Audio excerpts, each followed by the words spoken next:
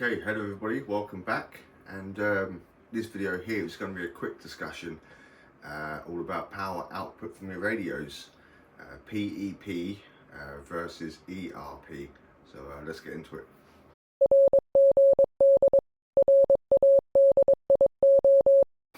Okay, yeah, so here we are, we're talking about PEP versus ERP.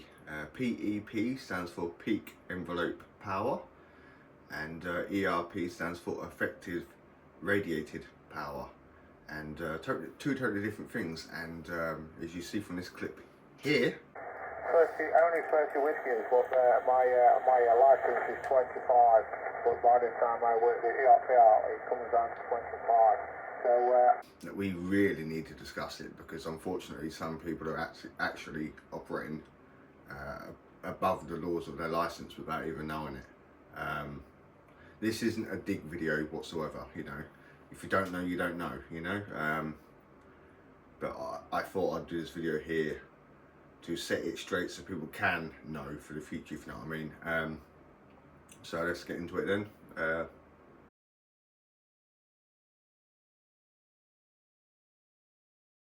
So PEP, peak envelope power. PEP simply means the peak power from your radio, if you know what I mean.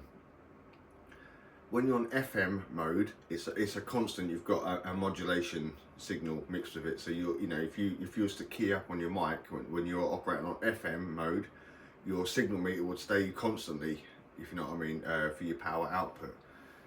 Which is not the case obviously when you're on sideband.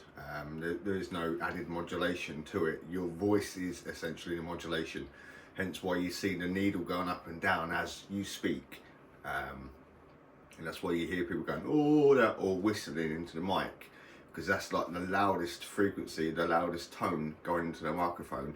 So that will give them the peak of this, you know, the output of their power from the radio, if you know what I mean. That's when you'll see the actual absolute max that your radio is outputting. PEP is basically that. In England here, if you're on a foundation license, you're allowed 25 watts PEP according to your license, and all that simply means is your radio is now not allowed to peak any more than 25 watts when you're outputting. So if you're on sideband and you're talking to your radio and your radio is peaking the power, it's not allowed to exceed 25 watts at its peak envelope power. I don't know why envelope is involved with it, but there you go, that's what it is. So at the absolute loudest you can whistle or shout into the microphone, your radio should output no more than 25 watts. It should not exceed 25 watts. At its loudest, at its absolute maximum. That is PEP. And unfortunately, this is where people get it wrong, you see. They assume that you're allowed 25 watts on your license, so you just put your radio to 25 watts. That's not actually true. I mean, that is a safe way to be, but that's not actually 100% true, you see, because you measure your radio output power at the feed point, at the end of the coax. This little roughly drawn diagram here will kind of just explain it easier, really. You measure the output peak envelope power of your radio at the feed point, the end of the coax that goes into the antenna, not from the back of the radio. It's at the end of the coax. So technically speaking, if you have a real high loss coax, like a really cheap high loss coax, you're going to lose a lot of your power, a lot of your signal as it travels down the coax. And I mean, there's always a loss. It just depends on the quality of your coax, of how much you lose, if you know what I mean. If you're just running RG58 coax, some cheap no brand, you're going to lose a lot. So you measure after your coax at the connector as it goes into your antenna. You measure their 25 watts. So if, just say for example here, I mean, it does get measured in dB loss, but we're just going to keep it very simple here, just for extreme example, just say you lose exactly 5 watts of power down that coax line. You've got your radio set to 25 watts perfectly, and you measure the output at the end of that coax, and it says 20 watts, so you're losing 5 watts down that coax.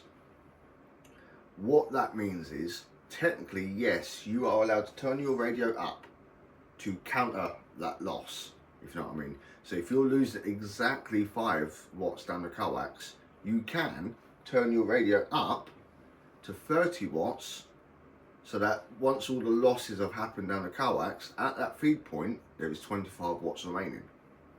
That is PEP. Your 25 watts PEP, absolute peak power possible at the end of that coax as it goes into the antenna. That is PEP, and that is how it's measured. So you are allowed to run more wattage to counteract any losses.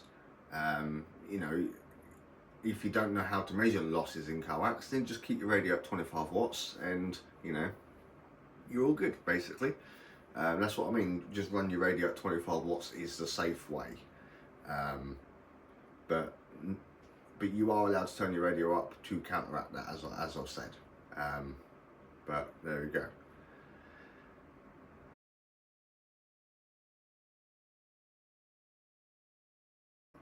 Okay, so ERP is effective radiated power.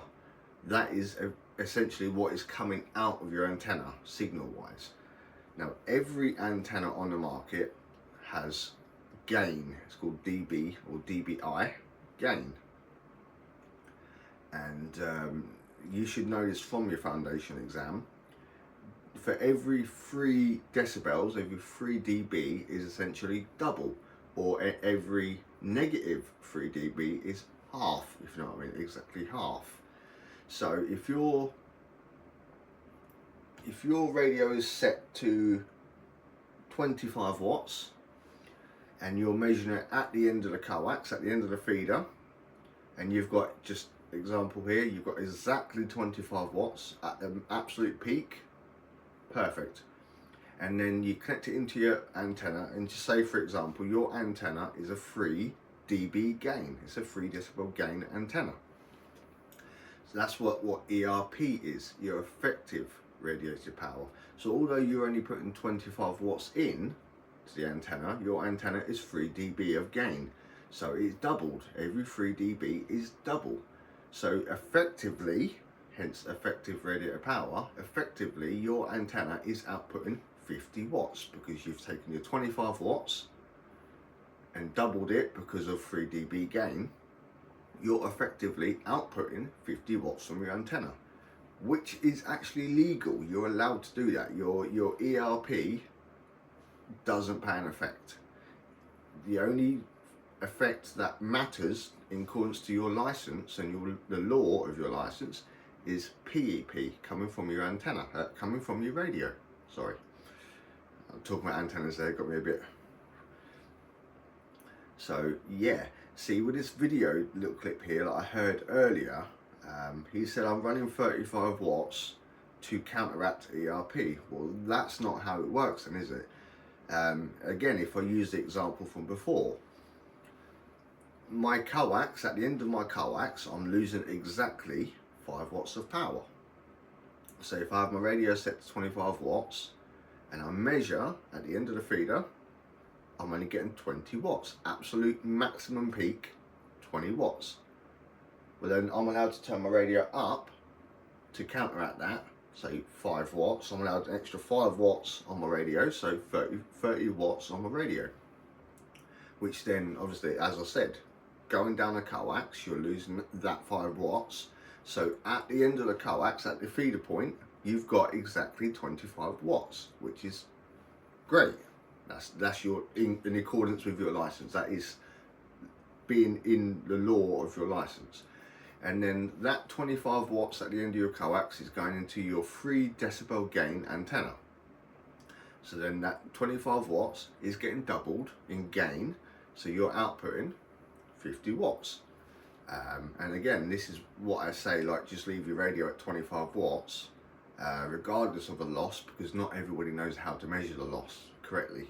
And so if you leave your radio at 25 watts and you're losing 5 watts down your coax, you've got 20 watts at your feed point, which then going into your antenna, 3 dB gain, you're outputting 40 watts. If you know what I mean, you're always in accordance with your law, of your license. This is where I was listening to these two, having a conversation at QSO earlier on the radio, and this is where I heard this. So he's outputting 30 watts. So the only way that would be legal is if he's losing 5 watts down his coax. But my 5 watt loss example was just an example. I highly doubt you would ever lose 5 watts down your coax on a standard length of coax, no matter how cheap it is. Even if you ran eBay or Amazon RG58, you would have a lot of loss. 100%, yeah, definitely, you'd have a lot of loss. But I highly doubt you would lose 5 watts. You're looking at what, 2-3 watts ish. There are spec sheets out there for your coax, so you can kind of calculate it and figure it out. But still, my 5 watts lost down the coax was just an example. Real world scenario, you're never really going to lose 5 watts. I mean, yeah, all right, you can have 2,000 meters that goes up and down your garden 17 times, then you'll lose 5 watts. The longer the coax, obviously, the more you lose. But in a real world scenario, you keep your coax as short of a run as you need to from your radio to your antenna. So realistically, you're never going to lose 5 watts, really. So actually, that person in that video is technically operating illegally. Because yeah, alright, he's outputting 30 watts, but he may only be losing 2 or 3 watts down his coax, if you know what I mean. So effectively you're outputting 27 or 28 watts at the feed point. So you're technically illegal. Like I say, not nitpicking, I just wanted to kind of clear this up, because you'll be surprised the amount of people that don't know this. And you should know this. You really should. This is part of your foundation exam, to know this. Again, you might have just got lucky and not got the questions, but you see it all the time, especially on Facebook pages like groups, radio groups, and they don't know the difference between PEP and ERP, and it's actually surprisingly easy, but clearly not everybody seems to know this. So yeah, little ramble on here, guys, but it got me thinking, seeing that, hearing that early on the radio. I was like, wow, I need to discuss this. So yeah, I mean, I just leave my radios at 25 watts. Well, this Kenwood I do anyway, because this is a 100 watt radio, but I can turn it down. I just leave it at 25 watts. So regardless of whatever I'm losing down the coax, it don't matter. I'm still within the law of my license. And a lot of people do say that, oh, your ERP does matter. No, it doesn't. Because if most antennas are 3, 4, 5 or 6 dB gain. If you had a 6 dB gain antenna, you're quadrupling. So if you're putting 25 watts into a 6 dB antenna, you're quadrupling it, so you're outputting 100 watts ERP, effective radiator power. So people are like, oh, that's illegal. No, it's not, because you're only outputting 25 watts to your feed point. If that was illegal, and you was to buy a 6 dB gain antenna, you'd have to turn your radio down times 4. Do you know what I mean? So what's that? 7 watts or something like that. Output 7-ish. Estimate, I'm no good at maths, especially the top of my head here. So what you're telling me, if you have a 6 dB gain antenna, you have to turn your radio down to 7-ish watts. Well, some radios don't even do that, so it's not true at all.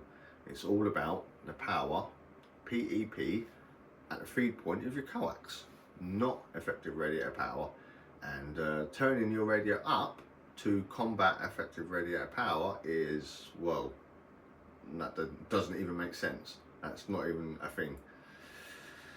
But there you go. Hopefully this clears this up a little bit of a ramble like I said, but I think people need to know this. Clearly not everybody does, but there you go guys. Thanks for watching, and I'm sorry if I bored you with a rambling, but there you go, that's what it is, so 7 threes guys.